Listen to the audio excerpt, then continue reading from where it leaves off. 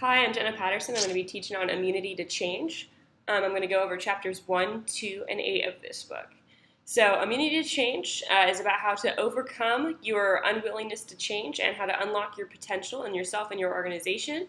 It's by authors Keegan and Leahy. So, as we go through this little teaching here, I don't have my slides in the video, so I'll just give a little thumbs up when I'm changing slides so you can follow along. Okay, so chapter 1 is about reconceiving the challenge of change. When we're talking about change, we're talking about developing skills to cope. We're talking about how to address changes as they come up, problems, issues that come up in our personal life and our work life. And the book talks some about how if you develop new skills and you've come up with new ways to change your perception of your environment, you're not turning into a new person, you're just the same person, you have new skills. So another thing we explored is how coping and dealing is insufficient to deal with today's challenges. And so what that means is if we're dealing with each individual problem as it comes up and we don't have a mindset, a frame to deal with problems, we're not really getting it. We don't have enough. So as the world is becoming more complex, instead of coping and dealing, we want to adjust this mismatch by increasing our own mental complexity. So what is mental complexity? Mental complexity, we previously thought that mental complexity plateaus in your 20s. So as you stop growing physically, you get to your 20s and the mental complexity is just a flat line. Hard scientists believe that there is no significant changes in your brain past that age. However, longitudinal research shows that there is an upward slope in mental complexity, but there's also variance at the same in different ages. So you could take a group of 6 30-year-olds and they would all be at different stages. And you could take a 30 and your 50-year-old, they could be at the same stage of mental complexity. So diving more into what mental complexity is, it's the ability to discern between the emotions we have, our emotional filters, how we feel about things, and the emotions that have us, if you will. Emotional reactions that are guiding our decisions outside of any rational frame of mind. Things that we have a subconscious response to that we're not really aware of. So the different levels of mindset complexity draw lines in what is subject and what is object. So individuals will reach plateaus. So in this book, it defines 3 different plateaus. So you grow, then you reach a plateau and you're stagnant for a while. Then you grow, reach a plateau, and you're stagnant for a while, and the trend continues in that manner. So there are 3 plateaus described in this book. The first one is called the socialized mind. And this person is the first plateau. They kind of describe it in a couple terms. This is somebody who's a team player, faithful follower, aligning, they seek direction, they're reliant. The message is sent at this stage, what we say, what we do in meetings, how we react with other people, how we have relationships and friendships. We say and do things depending on what we think our audience wants to hear. And so we are really just giving what others want rather than having our own opinions, our own thoughts. The second plateau in mental complexity is called the self-authoring mind. So this person has matured beyond the socialized mind. They're agenda driving. They're a leader who learns how to lead. They have their own frame of mind. They're a problem solver. They're independent. So they can bring their own ideas to the table, their own opinions, and they're able to step back enough to evaluate and make choices about external expectations. They have boundaries. They're self-directed, and they have limits on behalf of their own voice. So they're choosing things with their own perspective in mind, and they have a filter in which they view new information. So they're processing any new information that comes in and applying it through this filter.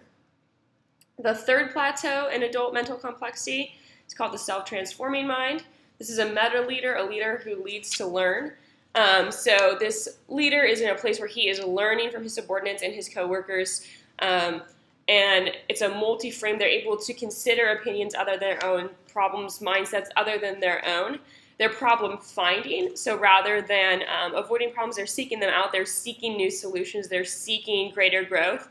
And they're interdependent. They rely on the people that they work with and the people that work for them to push them to their own greater potential. They're able to reflect and consider, like we mentioned. So if there's a conflict, they're able to consider. They don't have to just view things through their own state of mind, their own opinions. They're able to consider other options.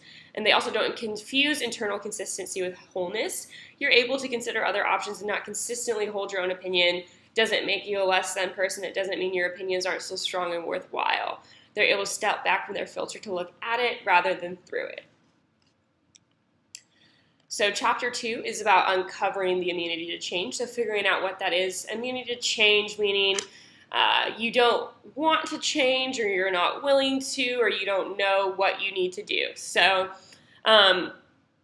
chapter 2 is all about creating an adaptive formulation of an adaptive challenge.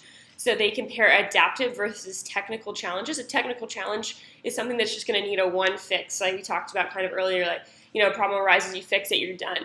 An adaptive challenge is something that requires a change in you overall long term.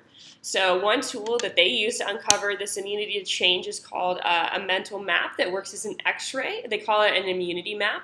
And there's multiple columns in this. So the first one is going to be your visible commitments, your behavior goals. So they use the example of a CEO, and his commitments, his improvement goals were to be receptive to new ideas, more flexible in responses, more delegating and supporting. And then there's a second column called doing, not doing. So behaviors that are getting in the way of these goals. So if he's closing people off, cutting people off, speaking with an overruling tone, not asking enough questions, not seeking enough opinions, communicating too much that people need to touch back with him, not letting people work independently, and giving opinions when they aren't asked for. So then his third is called hidden or competing commitments. And these are things that are kind of the underlying root cause. Having things done his way, experiencing himself as the direct impact, and feeling pride and ownership, seeing his own stamp on things. He wants to be the supreme problem solver who knows best. And then lastly, there's a fourth column called big assumptions. And they're even kind of a deeper thing in yourself that's less related to work. So maybe something like, I assume I will not feel deeply satisfied unless I am being a hero. I assume the metric I currently use for satisfaction is the one that will always work for me. So things like that.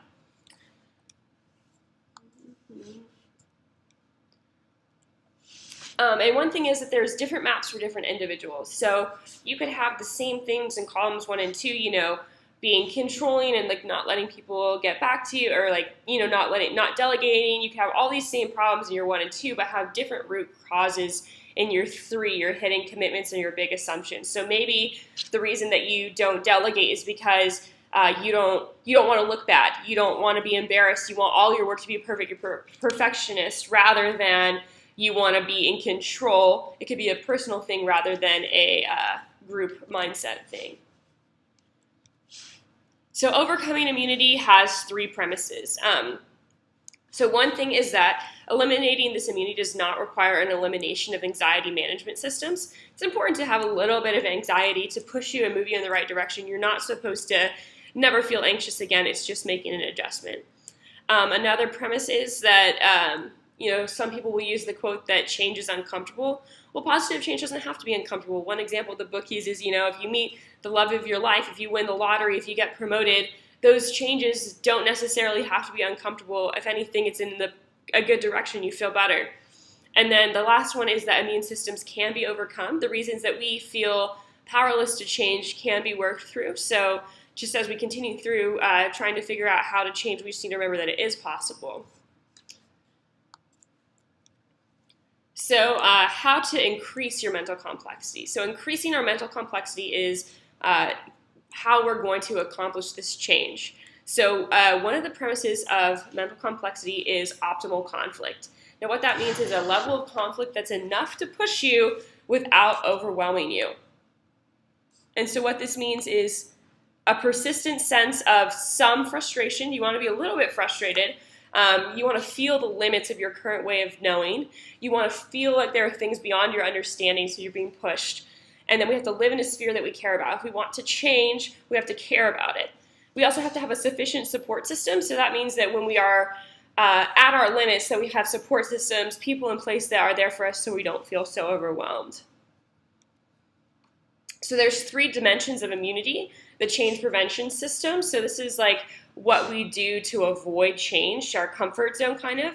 The feeling system. This is the anxiety, that fear, the idea that if I change, like, will the things I produce still be as good? Will I still be as well respected? Will my work still be as valued? And then the last one is the knowing system, like, again, kind of an aspect of the comfort system. I don't want to change because this is how I know how to do it. If I change, I'm going to have to be uncomfortable. I won't know what to do. So chapter 8 is kind of more over to you. It's how you as an individual can change. So it's about a 3-ingredient breakdown. The first ingredient is called gut. It's having the stomach to endure some changes.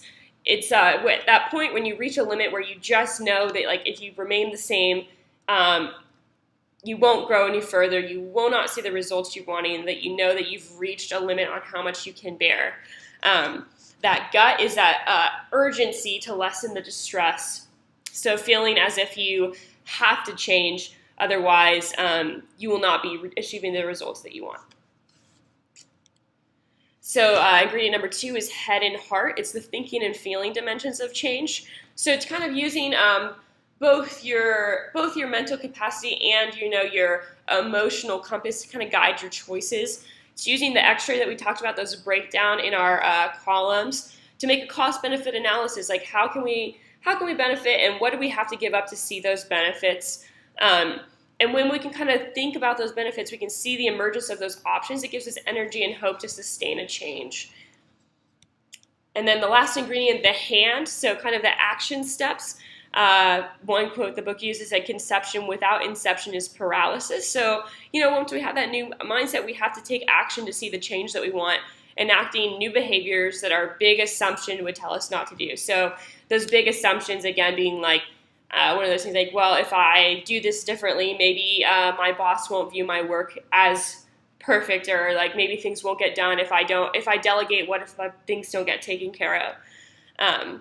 So these are purposeful actions so that we can generate relevant data to test our big assumptions. Those assumptions saying that things won't work out, if we can generate some data, if we can put in some legwork and show our big assumptions, no, see, yes, it will work, then our big assumptions can change. So people that accomplish adaptive change, just to wrap up, people that accomplish this adaptive change that we're speaking of, they change in their mindset and their behavior. They're keen and focused. They observe their thoughts, feelings, and behaviors. They have changes in mindset in the direction of seeing and feeling more opportunities. There's focused risk. They have new muscles and metrics. So how they handle things, how they make plans, how they make their decisions for their next move is focused and it's calculated, and they have a new system. There's increased mastery. There's more options. There's wider control and a greater degree of freedom. So, as we go through this book, if you read the whole thing, or if you just, get these few little pieces, change is a good thing. We increase our mastery. We give ourselves more options, and life improves. Thanks for listening.